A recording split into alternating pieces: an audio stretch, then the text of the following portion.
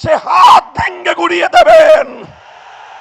যদি কেউ আমার মায়ের কোনো গায়ে হাত তোলার চেষ্টা করে, যদি কেউ আমার কোনো বোনের দিকে চোখ তুলিয়ে চোখ বড় করে তাদের দিকে ভিন্ন দৃষ্টিতে তাকাবার দুঃসাহস দেখায়, কেউ যদি আমার কোনো মেয়ের ইজ্জতের হিজাব নিয়ে টানাটানি করার চেষ্টা করে, আমি বলে যাই সে হাত ভেঙে গুড়িয়ে দেবেন, সে চোখ উপড়ে ফেলবেন। মায়ের ইজ্জত রক্ষা করার জন্যে, বোনের ইজ্জত রক্ষা করার জন্যে আমি বলি আমি কোনো আইন মানব না, আমি বিদ্রোহ করব।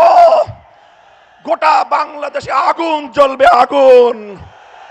খবরদার, হুঁশিয়ার করে দেই, যদি নারী সমাজের গায়ে হাত তোলা হয়, তাদেরকে যদি অসম্মান করা হয়, যে আগুন জ্বলবে সে আগুন নিভানোর ক্ষমতা কারো হবে না।